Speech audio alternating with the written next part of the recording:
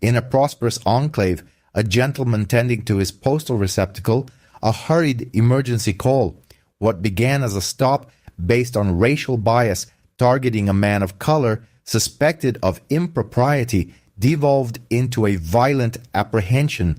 However, the excessively zealous officers committed a critical error. Their quarry was a senior federal postal inspector. Retribution was imminent.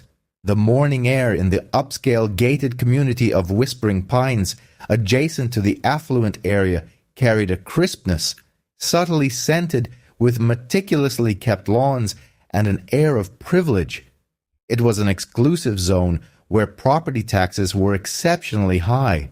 Driveways were adorned with decorative concrete, and newcomers were immediately subjected to intense, silent observation.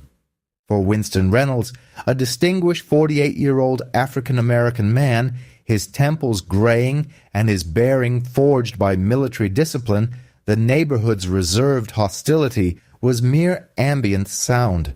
Winston served as a senior agent with the United States Postal Inspection Service, an esteemed entity and the oldest law enforcement body in the federal government. He had dedicated 22 years to the service. A discreet professional specializing in organized mail fraud, identity theft rings, and illicit substances trafficked through the postal system.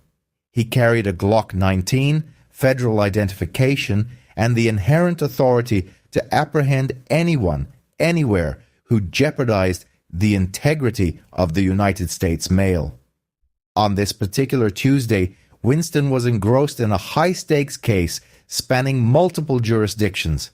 A sophisticated criminal organization had been intercepting retirement checks and sensitive financial documents from designated communal mail collection points in affluent suburban neighborhoods. Whispering Pines was identified as the primary location. Operating discreetly in plain attire, a well-fitted gray windbreaker, dark trousers, and comfortable walking shoes, Winston stood before a substantial mailbox cluster at the intersection of Elmwood Drive and Heritage Court. He was cross-referencing a list of compromised addresses on his secured agency tablet, searching for signs of manipulation on the main lock. From the bay window of a two-story colonial residence approximately 60 yards away, Patricia Caldwell was observing. Patricia, a woman in her 50s and a retiree, had unofficially assumed the role of guardian for Elmwood Drive. She habitually kept a pair of binoculars readily accessible on her kitchen counter. This morning, she held them with a tight grip, peering through the magnified lenses. She did not perceive a federal agent diligently performing his mandated duties. Instead, she saw a black man in a neighborhood where he did not appear to belong, loitering near the community mailboxes, holding an electronic device and closely examining the locks. Her heart rate accelerated with a sense of righteous alarm. Patricia seized her mobile phone and initiated a call to 911. "Emergency dispatcher," the operator inquired. "What is your location?" "Yes, I require immediate police assistance at the corner of Elmwood and Heritage in Whispering Pines," Patricia stated, her voice a strained blend of panic and indignation. "There is a suspicious African-American gentleman tampering with our mailboxes." "Can you describe him, ma'am?" the operator asked. "Is he currently damaging property?" "He's wearing a gray jacket. He possesses some kind of electronic tool, a tablet or similar device, and he is surveying the boxes. I have resided here for 15 years and have never seen him before. He is looking around as if he is ascertaining if the coast is clear. Please send someone immediately before he attempts to break into a residence. Honestly, he appears as though he might be concealing a weapon beneath his jacket." Patricia had not witnessed any weapon. She had fabricated the threat to ensure a swift response. This fabrication would ignite a powder keg less than 3 miles away. Officers Gregory Hayes and Nolan Pierce were concluding their morning beverages in the parking lot of a convenience store. Hayes, a decade-long veteran, possessed a thick neck and a documented history of excessive force complaints that the local police union had consistently expunged. Pierce, his probationary partner, was young, eager to impress, and entirely molded by Hayes's aggressive warrior cop mindset. The radio crackled. Unit 41-0301 in progress. Male subject engaged in theft at Elmwood and Heritage. Caller states, suspect is a black male, gray jacket, possibly armed and casing the area. Copy that. Dispatch. Unit 4 is en route, Hayes responded, discarding his coffee cup out the window. He activated the sirens, the patrol car's tires shrieking as they veered out of the parking lot. All right, kid, Hayes remarked to Pierce, his jaw set resolutely. Let's go catch a felony. Back at the mailbox cluster, Winston had just discovered what he was seeking. Faint, almost imperceptible scratch marks around the master keyhole confirmed his suspicion that the syndicate was employing a bump key. He retrieved his smartphone to photograph the evidence, completely unaware that a 2-ton police interceptor was hurtling down a residential street at 70 miles per hour directly towards him. The screech of braking tires was Winston's sole premonition. The police cruiser mounted the curb, coming to a jarring halt on the grass mere feet from Winston's position. The vehicle doors flung open before the car had even fully settled. Hands! Show me your hands! Drop the phone! Officer Hayes bellowed, his service weapon drawn and aimed directly at Winston's chest. Officer Pierce scrambled from the passenger side, drawing his taser, his body visibly trembling with adrenaline. Get on the ground! Now!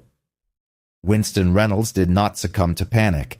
In his 2 decades in law enforcement, he had survived shootouts, raided cartel safe houses, and de-escalated numerous volatile encounters. His training immediately took precedence. He understood that the 2 officers shouting at him were operating under the influence of a potent combination of fear and inaccurate information. Deliberately and slowly, Winston lowered his smartphone to his side, but did not release it. With his palms facing outward, fingers splayed, he maintained a firm stance. Officers, listen to me carefully, Winston stated, his voice calm, deep, and conveying steady authority. I am a federal agent. I am a senior inspector with the United States Postal Inspection Service. My badge and credentials are in my inner left breast pocket.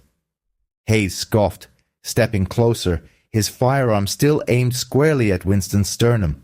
Silence. I said, get on the ground face down. Immediately.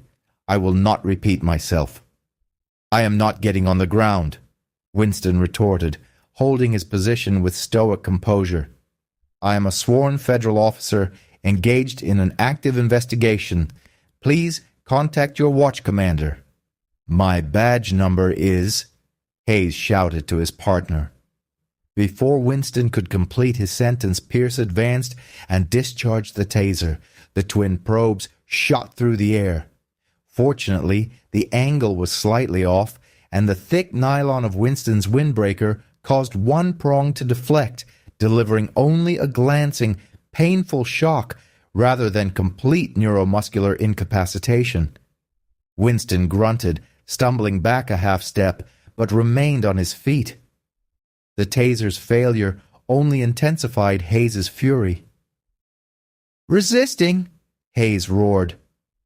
He lunged, closing the distance in an instant, throwing his full 220 pounds against Winston, violently slamming the federal agent against the hard metal corner of the cluster mailbox. The impact expelled the air from Winston's lungs, his ribs audibly cracking against the steel. Pierce was on him a second later. The 2 officers seized Winston's arms, twisting them behind his back with excruciating force. Winston clenched his teeth, determined not to provide them with a pretext to resort to lethal force, though the pain radiating through his shoulder was blinding. I am a federal agent, Winston reiterated, his face pressed against the cold, dew-covered metal of the mailbox. You're making a grave error? Check my left pocket? Yeah, right. And I'm the director of the FBI. Hayes sneered, driving his knee sharply into the back of Winston's thigh to force him down. He snapped a pair of heavy steel handcuffs onto Winston's wrists, ratcheting them so tightly they immediately began constricting circulation. Down the street, Patricia Caldwell observed from her porch, a look of satisfaction playing on her lips. The system worked, she thought. The criminal is in custody. Hayes roughly patted Winston down, snatching the smartphone from his hand. However, in his haste to assert dominance, Hayes neglected to conduct a proper, thorough Terry frisk. He felt for a waistband holster, encountered the bulk of Winston's concealed Glock, which Winston had made no move to access, and violently wrenched the firearm from the agent's waistband. Got a gun? Suspect is armed, Hayes shouted triumphantly. You're going to jail for a long time, buddy. Check my wallet, Winston stated, his voice now a low, menacing growl. The initial shock had subsided, replaced by a cold, righteous fury. Shut up, Pierce commanded, grabbing Winston by the collar of his jacket and shoving him toward the rear of the cruiser. They forced him down into the cramped, hard plastic seat of the patrol car, slamming the door shut. Inside the cruiser, Winston sat in silence, his shoulders screaming in pain, his wrists bleeding slightly from the constricting cuffs. He watched through the wire mesh as Hayes and Pierce exchanged high-fives outside the car. They had secured their significant arrest, a male thief armed with a firearm. The journey to the municipal precinct was a masterclass in police bravado. Hayes drove, periodically glancing in the rearview mirror to gloat. You thought you were clever, didn't you? Stealing checks from elderly women. We have zero tolerance for that kind of garbage in our town. Winston simply gazed out the window. He was mentally composing the internal affairs report. He was calculating the civil rights violations. He was a man intimately familiar with the law, and he knew precisely the extent of trouble these two officers had just invited into their lives. 10 minutes later, the cruiser entered the sally port of the local police precinct. Hayes and Pierce hauled Winston from the rear, escorting him through the heavily secured doors and into the booking area. The room buzzed with morning activity. Desk Sergeant Arthur Higgins, a weary-looking man with 25 years on the force, was typing up a domestic dispute report when the two officers brought Winston in.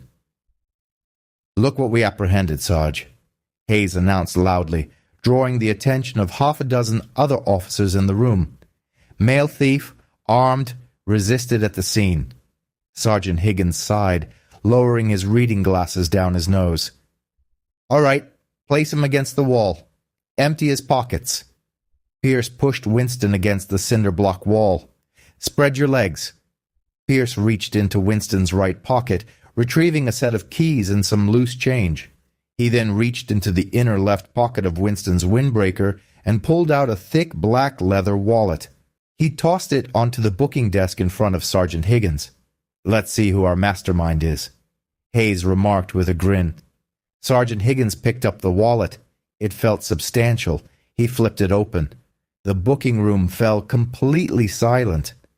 Beneath the harsh fluorescent lights of the precinct, a heavy, solid gold shield gleamed back at Higgins. The intricate insignia of the United States Postal Inspection Service was unmistakable. Adjacent to the shield was a heavily laminated, holographic federal identification card. It bore Winston's photograph, the seal of the United States, and the signature of the chief postal inspector. It unequivocally granted the bearer full federal law enforcement authority, including the power to carry firearms and effect arrests.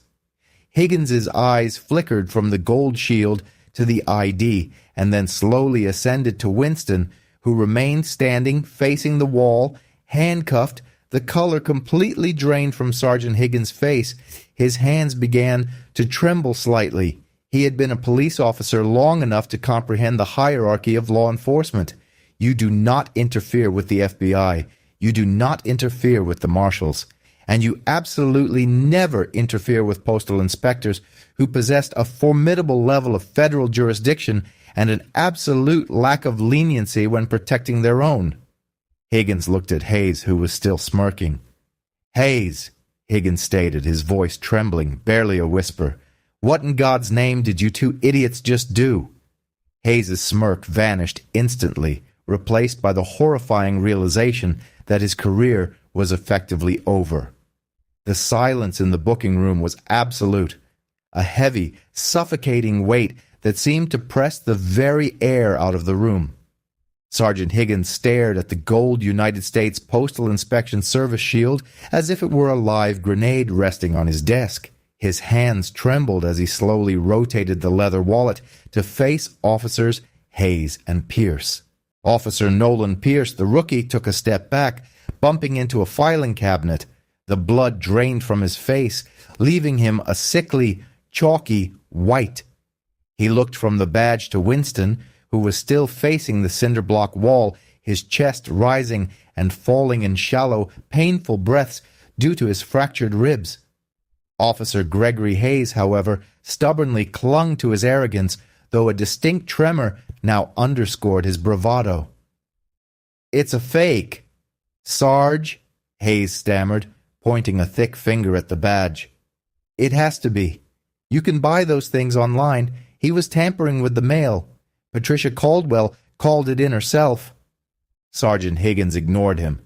With 25 years of experience, Higgins could discern the difference between a cheap internet replica and government-issued die-struck gold. He recognized the high-security holographic overlay on the ID card. He grabbed the set of handcuff keys from his duty belt and rushed around the desk. "Officer, step away from him," Higgins commanded Hayes, his voice sharp and panicked. Higgins reached Winston and, with shaking hands, unlocked the heavy steel cuffs. The metal teeth clicked open, and Winston's arms fell limply to his sides. Deep purple indentations were etched into Winston's wrists, surrounded by raw, abraded skin where the metal had bitten into his flesh during the violent takedown. Winston did not rub his wrists. He did not turn around immediately. He slowly rolled his shoulders, wincing visibly as the searing pain from his bruised rotator cuff flared.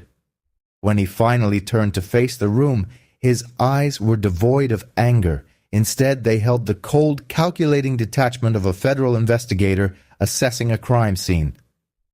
"Sergeant," Winston stated, his voice terrifyingly calm and authoritative, "my name is Senior Inspector Winston Reynolds. I need you to secure my sidearm, which your officer unlawfully seized, and place it directly on this desk.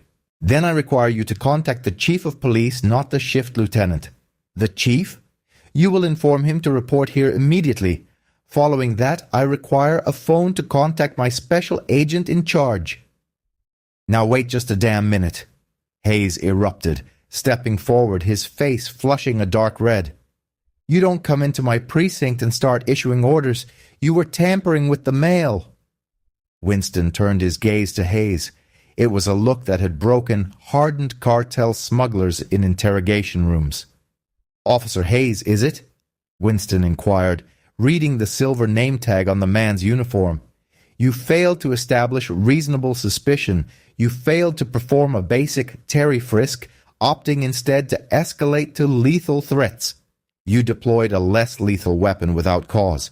You physically assaulted a federal agent who was lawfully executing an active, multi-jurisdictional investigation into a Class A felony. You are currently under the delusion that you are still a police officer. You are not. You are a suspect in a federal civil rights and assault investigation."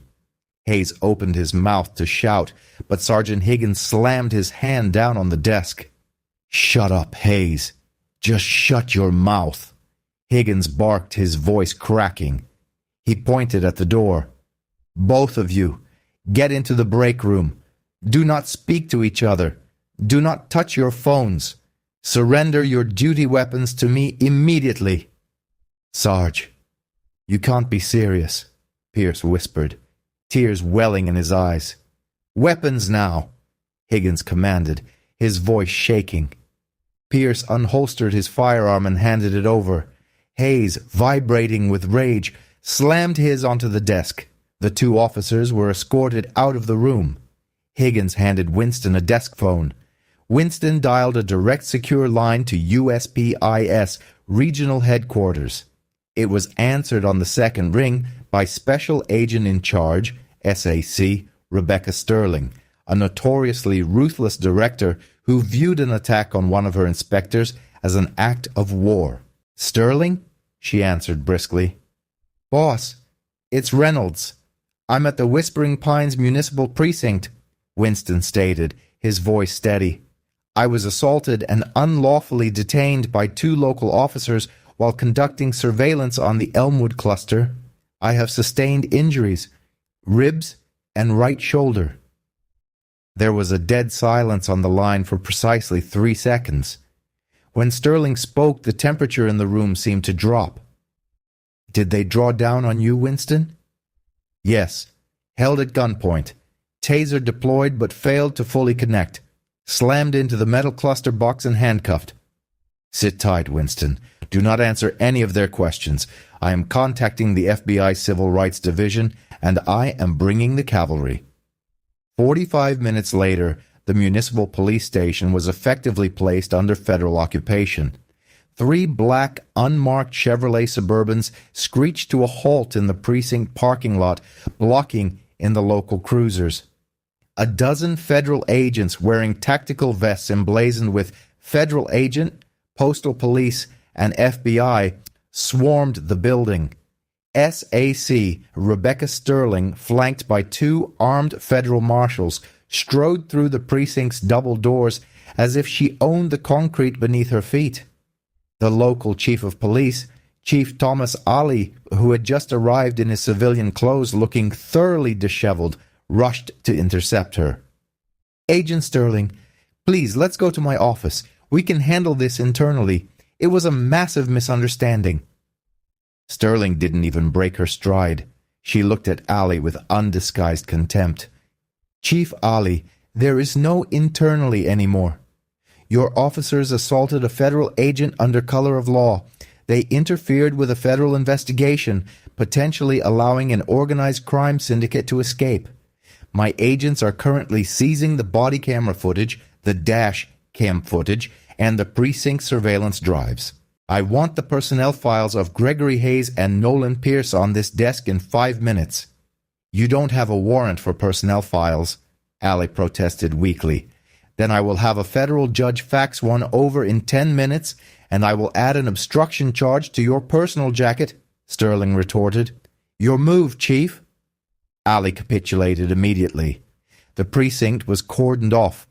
Winston was gently escorted out of the building by a team of federal agents and taken directly to the local trauma center. X-rays confirmed 3 fractured ribs, a severe contusion on his shoulder, and nerve damage in his wrists from the over-tightened cuffs. The karma had begun to manifest, and it was an unstoppable avalanche. The fallout was swift, brutal, and entirely merciless. While Winston was recovering in the hospital, the federal government turned its massive, unblinking eye toward the affluent community of Whispering Pines. The organized crime syndicate Winston had been tracking, spooked by the sirens and the violent arrest, had fled the area. Millions of dollars in stolen retirement checks and compromised identities were lost because Patricia Caldwell wanted to play neighborhood watch and 2 overzealous cops wanted to play heroes. The United States Postal Inspection Service does not forgive interference. 2 days after the incident, Patricia Caldwell was enjoying a cup of artisan coffee on her front porch, scrolling through her neighborhood social media group, anticipating the praise she felt she deserved for protecting the community. Instead, 2 dark sedans pulled up to her manicured driveway. 4 federal agents stepped out. A grim expression replaced any semblance of warmth. "Patricia Caldwell?" the primary investigator inquired, presenting his official identification. "That's me," she confirmed. "Is this regarding the offender I reported?" she asked, a knowing smirk starting to form. "No, ma'am. We are executing a federal search warrant at your residence," the investigator stated, presenting her with a substantial collection of legal documentation. We are confiscating your mobile phone, your computer, and any binoculars or surveillance equipment present on the property.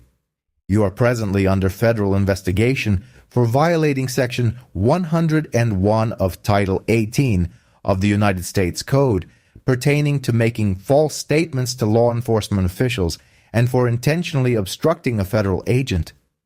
Patricia's coffee cup tumbled from her grasp, shattering spectacularly upon the opulent porch tiles. False statements. I saw him. He was armed, I informed the dispatcher. We have the 911 recording. Miss Caldwell, we also possess the surveillance footage from the adjacent property. At no juncture did Inspector Reynolds brandish a weapon. You fabricated a lethal threat to hasten the police response. Due to your fabricated report, a federal agent sustained severe injuries and a federal investigation was compromised.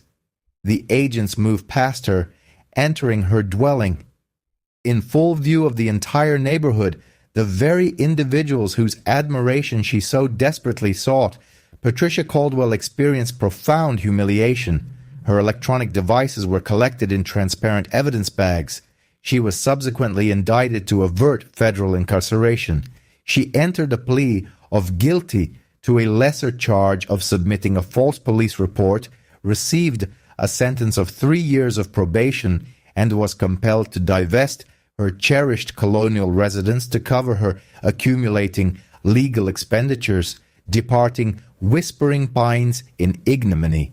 However, the true ruination was reserved for the local police department and officers Hayes and Pierce. Winston Reynolds retained Arthur Pendleton, a legal strategist renowned as one of the most formidable and astute civil rights attorneys on the eastern seaboard. Pendleton did not merely initiate a lawsuit, he instigated a legal crusade. He launched a monumental civil rights action seeking $15 million against the city, the police department, Chief Ali, Gregory Hayes, and Nolan Pierce. The city's legal counsel immediately endeavored to invoke qualified immunity, the legal principle that frequently shields police officers from personal culpability unless they infringe upon a clearly established statutory or constitutional right. Pendleton dismantled their defense entirely in federal court before Judge Eleanor Hastings. Your Honor, Pendleton contended, his voice resonating through the oak-paneled courtroom. Qualified immunity safeguards officers who make reasonable errors in the heat of the moment. It does not protect deliberate ignorance, malicious escalation, and outright assault. Officer Hayes circumvented a standard Terry frisk, which would have immediately revealed my client's federal credentials, and instead opted to assault him. They disregarded his repeated composed assertions of his identity as a federal agent. They apprehended him for mail theft while he was in possession of the very badge of the agency tasked with investigating mail theft. This was not law enforcement. This was an armed, state-sanctioned gang assault fueled by racial prejudice. Judge Hastings concurred. In a scathing 45-page ruling, she rescinded qualified immunity for Hayes and Pierce, decreeing their conduct objectively unreasonable, wildly disproportionate, and offensively negligent. Deprived of their legal protection, the officers bore personal liability. The city, recognizing they faced a devastating jury verdict, succumbed to panic. They instigated a mediated settlement. The final sum reached a staggering $6.2 million. The settlement stipulated extensive revisions to the department's use of force policies, mandatory intensive de-escalation training overseen by a federal monitor, and the immediate and permanent dismissal of both Gregory Hayes and Nolan Pierce. Yet the financial recompense represented only the civil repercussions. The Department of Justice then applied its criminal authority. Gregory Hayes, the seasoned officer who failed to control his ego and his biases, was indicted by a federal grand jury on charges of deprivation of rights under color of law, Section 242. Confronted with the incriminating body camera footage depicting him forcefully shoving a calm, compliant federal agent into a metallic partition, Hayes accepted a plea agreement. He received a sentence of 36 months in federal prison. Upon his eventual release, he was a convicted felon, barred from firearm ownership and from ever wearing a badge again. The only employment he could secure was working the night shift at a commercial laundry establishment. Nolan Pierce, the rookie who blindly followed a detrimental mentor, evaded incarceration by providing testimony against Hayes. However, the Peace Officer Standards and Training Post Commission permanently revoked his law enforcement certification. His lifelong ambition of becoming a police officer was extinguished. He ultimately relocated out of state, assuming a role as a regional manager for a discount auto parts chain. Forever tormented by the day he tased the wrong individual, Winston Reynolds took a 6-month medical leave to recover from his injuries. He utilized a portion of his settlement to establish a legal defense fund for marginalized individuals who had been subjected to police brutality within that specific city. He then discreetly returned to his duties at the USPIS, resuming his pursuit of the criminal syndicates that preyed upon the vulnerable. His reputation solidified as a man who commanded unwavering respect. The $6.2 million settlement was never solely about the monetary aspect for Winston Reynolds. It was a resounding, undeniable directive for accountability. Gregory Hayes and Nolan Pierce forfeited their badges, their liberty, and their reputations. Meanwhile, Patricia Caldwell learned the devastating consequences of weaponized prejudice. True retribution is unyielding, demonstrating that when the badge is wielded as an instrument of oppression, justice will ultimately rebalance the scales with crushing force.